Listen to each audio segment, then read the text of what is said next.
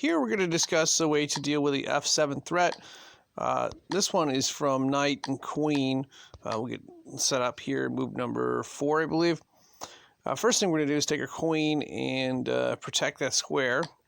And then we're going to bring it out. We want to go on the offensive here. We're threatening, not quite mate, because the queen's out, but we're threatening to do a lot of stuff there. So white goes back. Now we're going to take our bishop.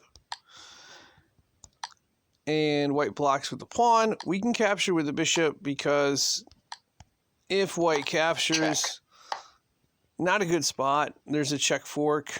You know, let's say white moves out of the way.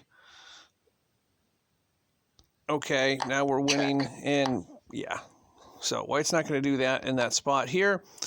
Instead, white decides to bring its bishop up and threaten the queen. Okay, we have a free move, or we have, as long as we can put the king in check, we can delay decision on that. So we take the bishop and check. It's protected. After thinking over for a little while, decide to go, I mean, there's a lot of different options here. Decided to go for knight takes. Okay, do not want to exchange queens here. There's a really good opportunity for the queen. We could be losing the bishop here, potentially, so we're going to take b2, threatening the rook. White offers a trade. Remember, their queen is protected by that knight on f3, so instead of trading, we decide to go for the check route. Check. Now, there is one defense I was worried about, and since white's a good player, found it. That is knight to d2. Okay, we're going to develop our knight and threaten the queen. Okay, queen is threatening to take our rook. Again, if we can put the king in check, we have a delay here, so that's what we're going to do.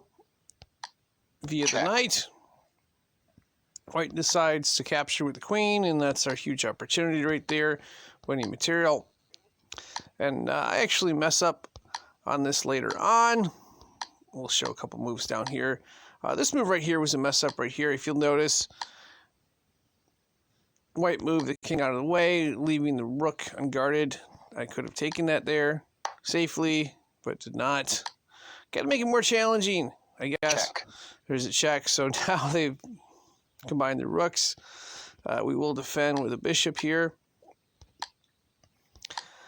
And from there, it's just a series of checks, and then white ends up resigning. So anyway, that's one variation of how to defend against the f7 attack.